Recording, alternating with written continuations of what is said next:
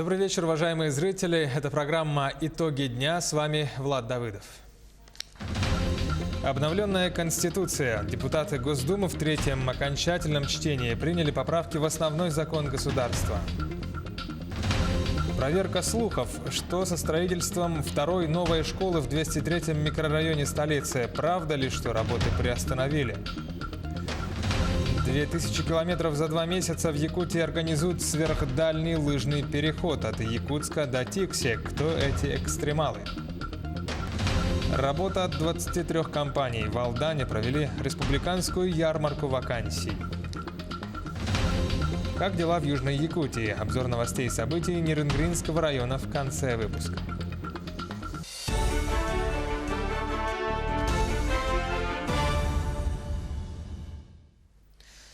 Госдума приняла в третьем окончательном чтении законопроект о поправке в Конституцию. Инициатором, напомним, стал глава государства Владимир Путин. В частности, он предложил установить приоритет Российской Конституции над требованиями международного законодательства, закрепить в основном законе роль и статус Госсовета, расширить полномочия Госдумы, Совета Федерации, Конституционного суда, ограничить число президентских сроков, также закрепить в основном законе ряд мер социальной поддержки населения.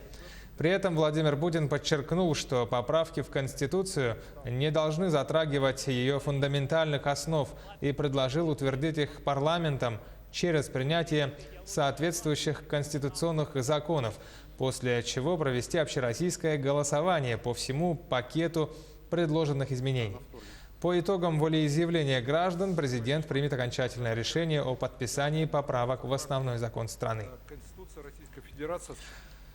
Председатель правительства России Михаил Мишустин назначил уроженца Якутии Дмитрия Глушко заместителем министра просвещения страны. Ранее Глушко занимал пост заместителя гендиректора Союза «Молодые профессионалы» WorldSkills Russia. До этого он был вице-президентом Якутии, госсоветником республики, возглавлял Республиканское министерство профобразования. Знаково, конечно, что первое вообще официальное совещание на новом рабочем месте, но происходит вот с Александром Сергеевичем и по вопросам развития Республики Саха-Якутия. Вопросы, которые курируем, это развитие системы среднего профессионального образования, подготовки, переподготовки кадров для опережающего развития различных отраслей экономики. И еще ряд вопросов, которые, как официально закрепят за мной, я их до вас доведу. Хотелось бы, пользуясь случаем, лично Дмитрия Евгеньевича поздравить от имени всех якутян, пожелать ему больших успехов, здоровья, и уверен, что совместная деятельность наша приведет к дальнейшему развитию образования в нашей республике. К другим темам. Выручка Алроса за прошлый год снизилась на 26%. Причиной стало снижение объемов реализации, в том числе из-за коронавируса. С существенным падением показателей столкнулись все предприятия отрасли. Накануне компания представила отчет, а после организовала онлайн-конференцию с аналитиками и инвесторами со всего мира. Участие в этом принял и глава Якутии Айсен Николаев. Так, в 2019 году Алроса продолжила реализацию программы повышения операционной эффективности и добилась снижения производственных затрат на 6%.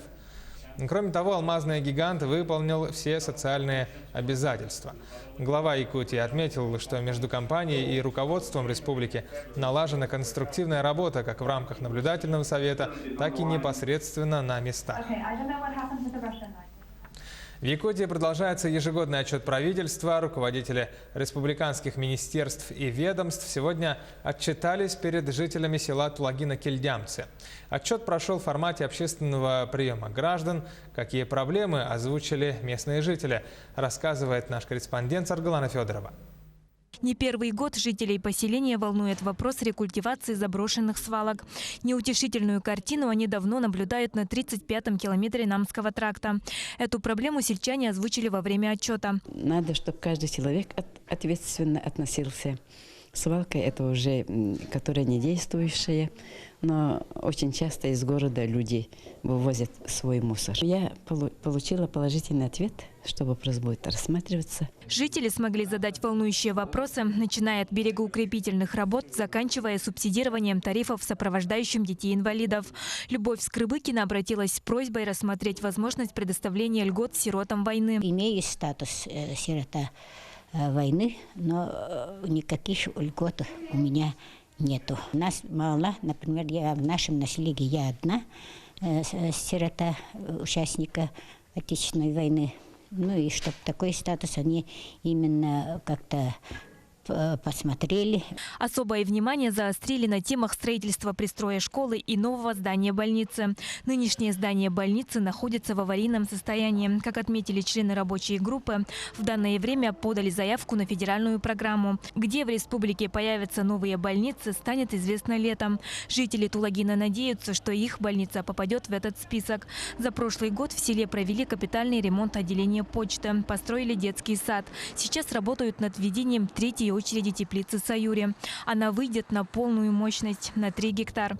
Помимо этого, сегодня решается вопрос восстановления старого радиоцентра. Тут, вы знаете, есть радиоцентр, который раньше, до 2018 года, производил мощное радиовещание. И мы обсуждаем вопросы возобновления мощного цифрового радиовещания. То есть здесь у нас приходят и границы ТОРа, то есть здесь работают и резиденты ТОРа. Появляются новые потребности, здесь розданы участки многодетным семьям. В будущем появится потребность и нагрузка дополнительно появится на детский сад и школу. На личный контроль представители министерств взяли вопрос субсидирования оплаты проезда сопровождающим детей-инвалидов. Возможность открытия агротехнопарка на базе школы также включили в протокол отчета. Саргалана Федорова, Георгий Григорьев, Тулагина, Кильдямсы. В Якутске провели межведомственное совещание по вопросам информирования населения о мерах по противодействию терроризму. В ходе этого выработали дополнительные меры по организации своевременного и объективного информирования жителей республики о работе органов власти и силовых структур в области профилактики терроризма и пресечения террористических угроз.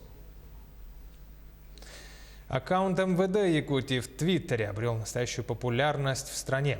Сейчас за работой сотрудников полиции республики наблюдают тысячи подписчиков. О забавных моментах работы серьезных людей в материале Саргаланы Неустроевой.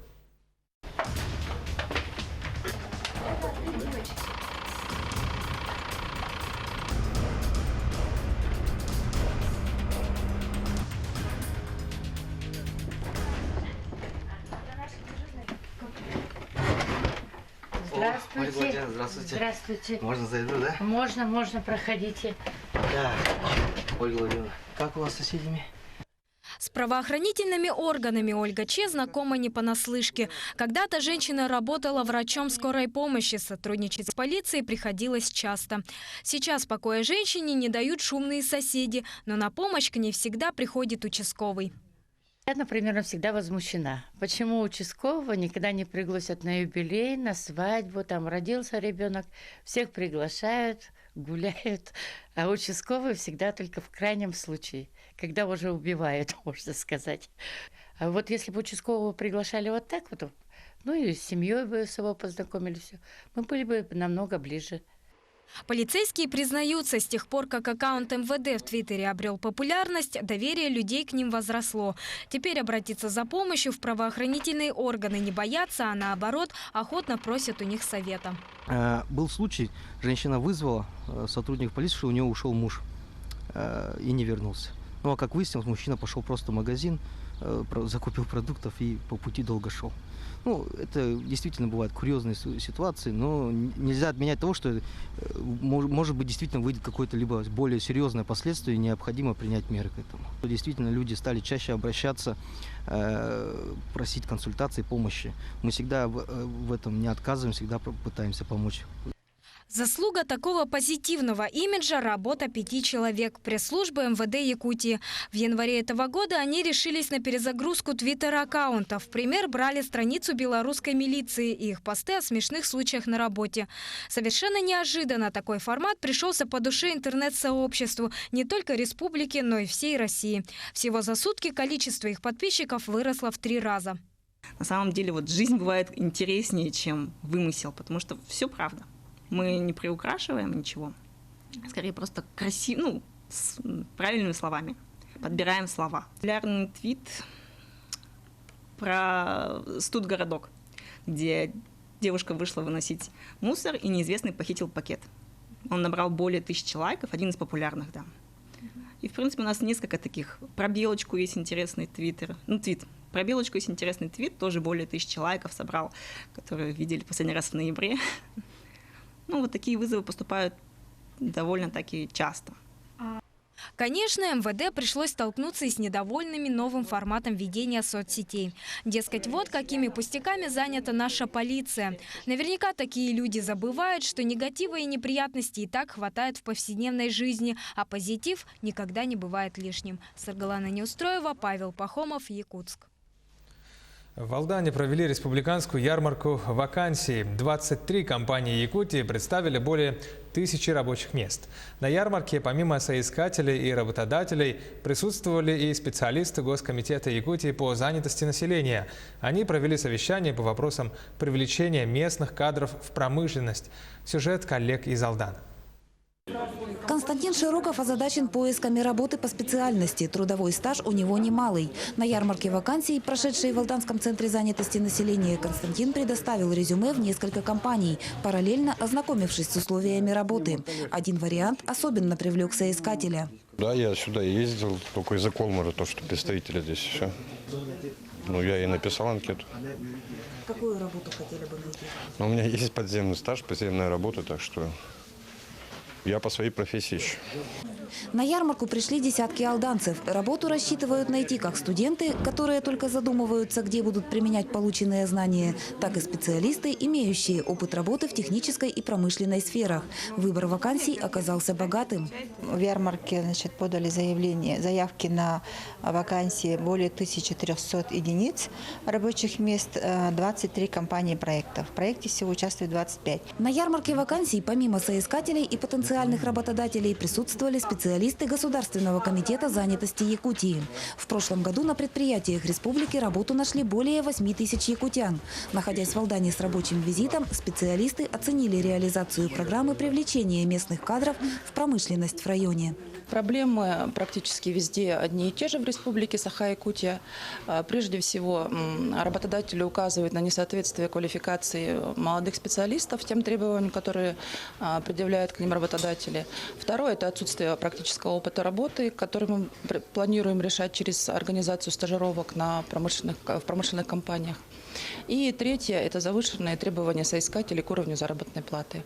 В рамках региональной программы «Местные кадры в промышленность» проводится обучение жителей и их трудоустройство в компании, ведущие деятельность на территории Якутии.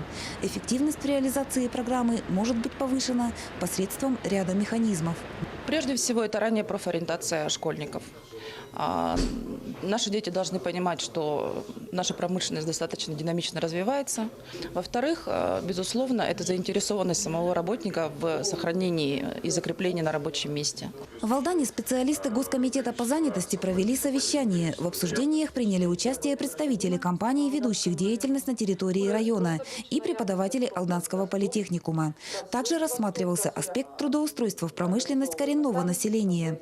В настоящее время на предприятиях района доля сотрудников, представителей коренных малочисленных народов, не превышает 10%.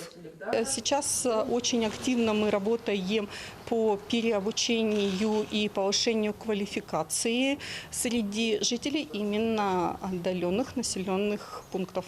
Алданский район промышленный, и спрос на технические специальности остается стабильно высоким. Специалисты Государственного комитета занятости Якутии отметили, что темпы трудоустройства местных жителей на промышленные предприятия республики увеличиваются.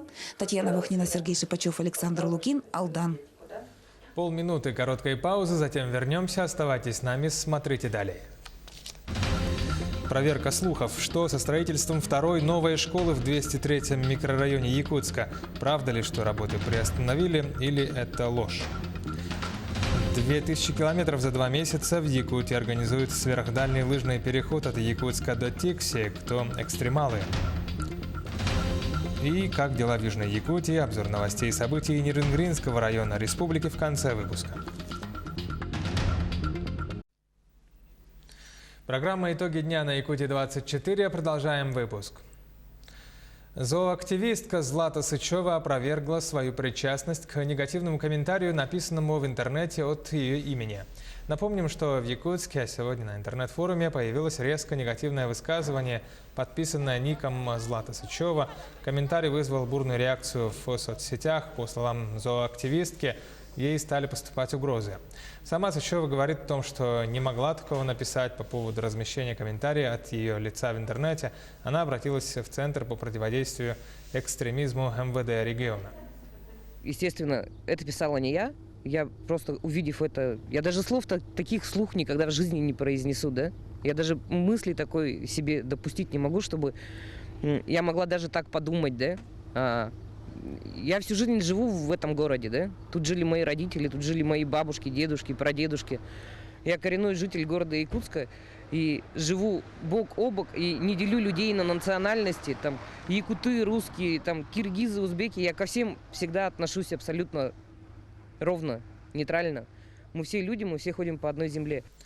Строительство второй новой школы на 360 мест в 203-м микрорайоне столицы не приостановлено. Об этом сообщили в Минстрое региона. Напомним, информация о приостановлении строительства второй школы на 203-м микрорайоне появилась сегодня в некоторых информсайтах, где говорится, что инициативная группа родителей сообщает об отзыве лицензии у генподрядчика. Как есть на самом деле, какие работы ведутся сейчас на стройплощадке и в какие сроки это все будет завершено. Репортаж Дмитрия Тымырова. На строительной площадке работа кипит, несмотря на холод и снег. В данное время команда строителей занимается возведением свай. Работа идет полным ходом. Это с осени, сентября мы начали здесь фундамент сначала наливали, потом вот начали заливать подколодники. Сейчас начинаем вот колонны заливать. Здесь переостановки не было. Идет работа всю зиму. Ну, немножко некоторое время были активированы, потому что здесь минус 50 не работают же люди. Вот так вот. Действительно, работы были временно приостановлены в дни трескучих якутских морозов, но буквально на месяц, не больше. Первый бетон в этом году мы залили с электропрогревом 18 февраля.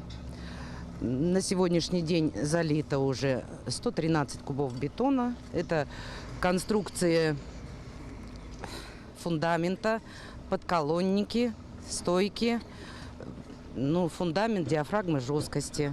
Исходя из погодных условий, в график работ строителей ведутся корректировки. Подрядная организация обещает, отставаний не будет. И в этом году большие сюрпризы погоды. Было очень много снега. Мы только месяц целый вытаскивали из котлована снег, вывозили, потом ставили опалубку, соблюдая технологию электропрогрева бетона, заливали бетон. После набора его прочности сделаем гидроизоляцию, потом обратную засыпку, и коробка уже будет как на глазах. Как сдача этого объекта запланирована в 4 квартале 2020 года, так она и произойдет. Да, небольшое отставание от графика у нас есть, но это все наверстается. Информация, которая сейчас распространяется в социальных сетях по строительству объекта школы на 360 мест в городе Якутске, она является недостоверной. Инвестиционной программой республики на 2020 год предусмотрены средства более 300 миллионов на строительно-монтажные работы. Отметим, подрядная организация ООО «Кинг-95» сегодня на территории региона строит не только данный объект, ими возводятся и уже сданы в эксплуатацию несколько социальных объектов – в Сунтарах, Кангаласах, Тамоте и в Чурапче. В целом на территории республики и столицы сегодня строится ряд крупных объектов. Некоторые также будут сданы в этом году. Сейчас в стадии строительства строительства у нас пристроек в школе номер 31. Завершение тоже запланировано строительство в этом году. Проектируется объект в квартале Новопротовской, это детский садик. Далее у нас уже разработана есть проектно-сметная документация по большому спортивному центру. Это Центр адаптивной физической поддержки, да? Физкультуры и спорта. Тоже уже проектно-сметная документация разработана. Сейчас идет ее корректировка. Дмитрий Тимыров, Джоустан Иннокентьев, Якутск. Дети до 3 лет могут пройти бесплатное обследование в Республиканском центре психолого-медико-социального сопровождения. Предварительную диагностику нарушений в развитии можно пройти на сайте центра. По обращению родителей служба ранней помощи организует обследование ребенка, выявляет уровень развития в познавательной, социальной, двигательной сферах. В центре также проводят групповые и индивидуальные развивающие занятия. Детей набирают каждые полгода. С учетом возрастных и индивидуальных особенностей ребенка формируют группы. Там вместе с детьми занимаются и родители. Программа групповой коррекции включает игры в кругу, совместные занятия продуктивными видами деятельности, например, лепкой, конструированием и аппликацией. Есть логоритмика, есть физкультурные занятия. Я, например, немножко веду ЛФК. Занимаюсь, чтобы дети не сидели долго. Они все-таки маленькие, и за это в течение часа же они не могут на одном месте сидеть. И поэтому я с ними бегаю, где-то ходим по камням, ходим разминкой занимаемся, где-то они прыгают. После этого минут 15 позанимаются и дальше занимаются уже своим делом. В Ленском районе продолжает работать программа по выплате подъемных для вновь прибывших в бюджетные учреждения молодых специалистов. В этом году данную финансовую поддержку получат 19 молодых людей. Заявок было больше, но программа предусматривает выплату только для вновь прибывших специалистов из других регионов или местных жителей, окончивших вузы. Те, кто уже несколько лет работает на территории Ленского района, права на данную финансовую поддержку не имеют. Самое большое количество специалистов в этом году прибыло в Центр дополнительного образования Сергея – 6 сотрудников. У каждого человека есть какие-то свои потребности, и такой программы, в принципе, на территории Российской Федерации нет. Полная сумма выдается безвозмездно, и выплаты единовременные. Специалисты приехали как в город Ленск, так и по поселениям, по наследям. Направление педагоги, здравоохранение.